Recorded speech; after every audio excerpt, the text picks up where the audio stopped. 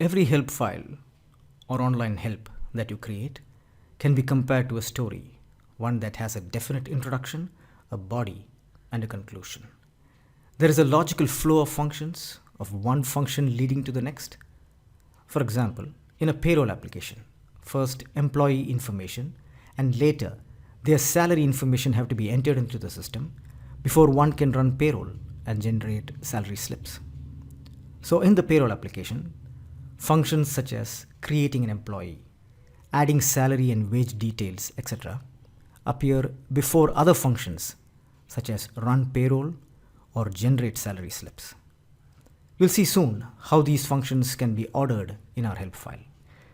If you are guessing it is the TOC, the table of contents, you're spot on. Similarly, in a financial application, before a profit and loss statement can be generated, entries of financial transactions have to be made in the ledgers and book of accounts.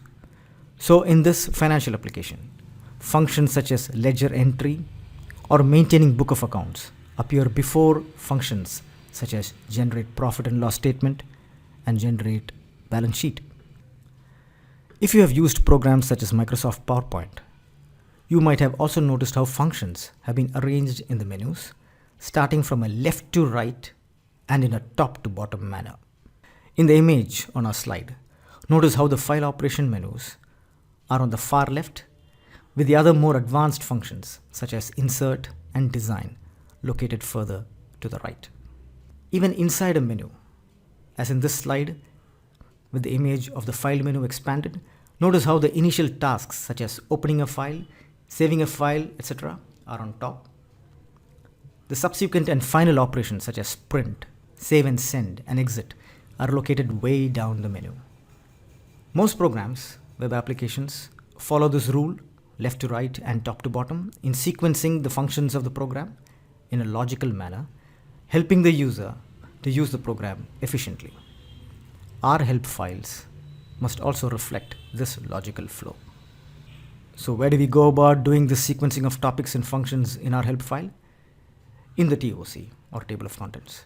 I explained in an earlier video how we can insert, delete, and rearrange, that is sequence, topics inside the table of contents. There is only one caveat. In our help file, there is only a top to bottom ordering. Unlike programs and web applications, there is no left to right organizing of functions. Some typical beginning or introductory topics are introduction, where you introduce the product or program, a what's new in this release of the product or program, where you explain new features or updates of an existing program or product. Sometimes contact information is also provided, and I have also been insisting that while divulging contact information of your client or your company, you must take their permission.